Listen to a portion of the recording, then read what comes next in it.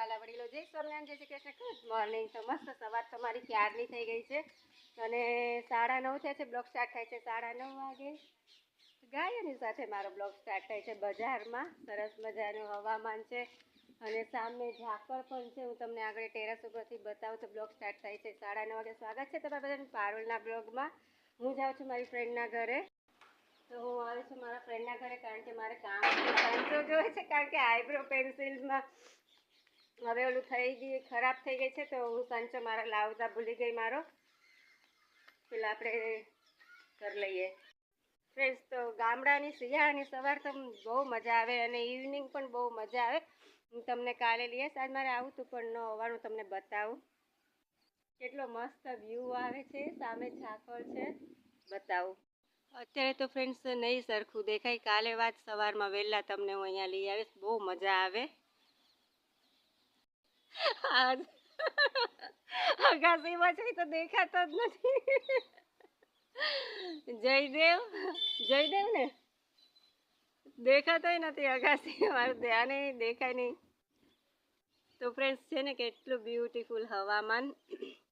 હા તો બોલ ને હેલો ગાઈસ. ગમે જો સામે ગાયું ને બધું કેટલું મસ્ત બ્યુટીફુલ દેખાય છે. તો હું તમને કાલે વાત સવારમાં વહેલી લઈ આવીશ. સામે ઝાકળ હજી છે, દેખાય નહીં. ફ્રેન્ડ્સ કેટલું મસ્ત અહીંથી વ્યૂ દેખાય છે સવારમાં. વાત કેટલી શાંતિ લાગે.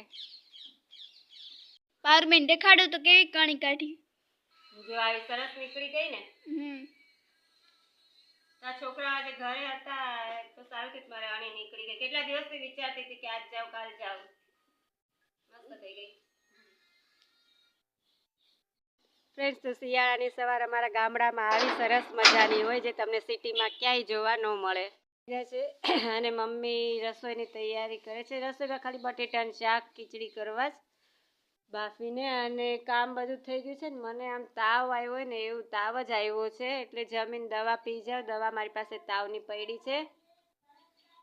ફ્રેન્ડ્સ અહીંયા લીંબુડીના રોપડા કેટલા બધા જોયું. બધે મસ્ત લીંબુડીના રોપડા થયા છે. હવે આ લોકો થોડાક મોટા થાય એટલે વાડીએ લઈ જાય વાવવા. ફ્રેન્ડ્સ મારી ફ્રેન્ડનો ભાઈ બજારે જતો તો એની પાસે મેં વેફર મંગાવી, પણ ટમેટાની લઈ આવી. તમને ખબર છે ને કે મને ટમેટાની ફ્લેવર જરાય નથી ગમતી. મને આની સ્મેલથી જ વોમિટ જેવું થાય. પણ હવે ચાલશે, મમ્મી ખાઈ જાય. ફ્રેન્ડ્સ 11:30 થવા આવ્યા છે અને તમને ખબર છે કે ટમેટાના ફ્લેવરની વેફર આવી હતી, જે મને ભાવતી નથી. મને ટમેટાના ફ્લેવરની કોઈ વસ્તુનો ભાવ. હા, મને સેલેડમાં ટમેટા ભાવે. તો બસ મારી ફ્રેન્ડે મને કેળું દીધું છે, એટલે દવા ખાતી વખતે પહેલાં કેળું લઈશ, પછી દવા. અને તબિયત મારી રાતની જ બગડી ગઈ હતી. શરદી મને કેટલા ટાઈમથી છે. તો રાતે મને 4 વાગ્યા સુધી ઊંઘ જ ના આવે. માથું દુખે, ઉલટી જેવું થાય અને ઠંડી લાગતી હતી. દવા મારી પાસે પડી જ છે, તો જમીને પી જઈશ. અને મમ્મી રસોઈ કરે છે, હું હવે ચડાવી લઉં વાસણ થોડાક, પછી મળીએ. ફેર સોઢા બાપુને ખીચડી દઈ આવી છું, પણ અહીંયાના રજૂમાં કે અહીંયા આવો, મારે તમારું કામ છે, તો આપણે ત્યાં પણ જઈએ. ને શું કામ હોય કોને ખબર, જોઈ આવીએ.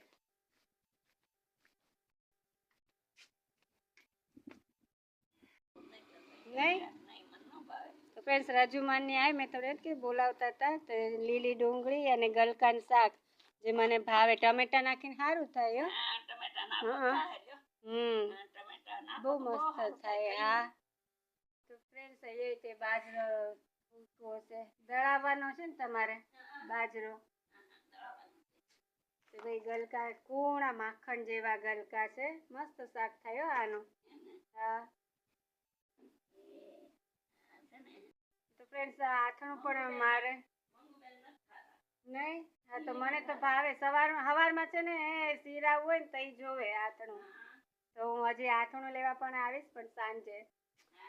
હા હા હા તો હવે હું આથણું લેવા જાઉં છું, પણ હવે હું તમને નહીં લઈ જાઉં, કારણ કે મારે ફોન પકડવો કે આથણું પકડવું, ડેલી બંધ કરી શું કરું. એટલે ડુંગળી લીલી અને ગલકાએ મૂકી દીધા છે. હવે હું આથણું લેવા જાઉં છું, પછી આપણે જમવા ટાઈમે મળીએ. આવી જાજો જમવા. ફ્રેન્ડ્સ આથણું તો લઈ આવી, પણ સાથે પપૈયું પણ લેતી આવી. વાડીનું પપૈયું છે, મસ્ત મીઠું. 12:30 વાગ્યા છે ને મમ્મી મારા 12:30 વાગી ગયા છે. મમ્મી જમવા બેસી ગયા છે, હું પણ જમવા બેસી ગઈ છું. જમવામાં છે ખીચડી, બટેટાનું શાક, મસ્ત ઘરની છાશ અને ચટણી. ને રાતની ભાખરી પડી છે. રોટલીએ મમ્મીને મેં આજ ના પાડી. તો ચાલો બધા જમવા. તો મમ્મી તમે જમીન બેઠા કે જમ્યા વગરના? તો મારી મમ્મી જમીન બેઠા છે.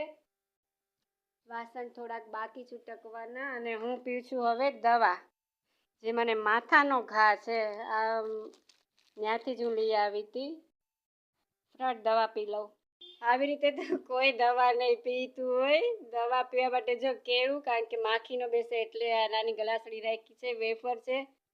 તો ચાલો ફટાફટ દવા પી લઈએ. મારો ગ્લાસ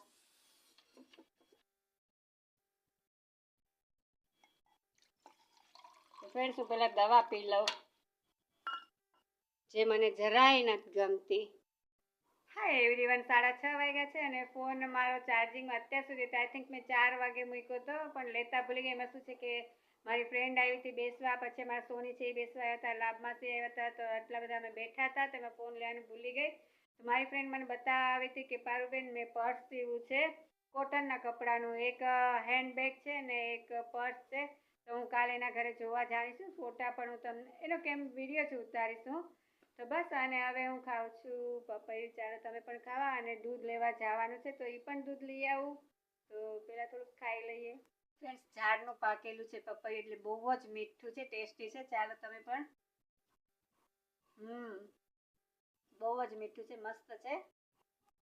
તો ફ્રેન્ડ્સ, ડેરીએથી દૂધ આજે નહોતું લાવવાનું, ડેરીએથી લઈ આવી છું અને 7:30 વાગ્યા છે. તો રસોઈ પણ તૈયાર થઈ ગઈ છે. ચાલો આપણે જમીએ. જમવામાં છે ગાંઠિયાનું શાક, ભાખરી, બપોરનું બટેટાનું શાક. તો ચાલો જમી લઈએ.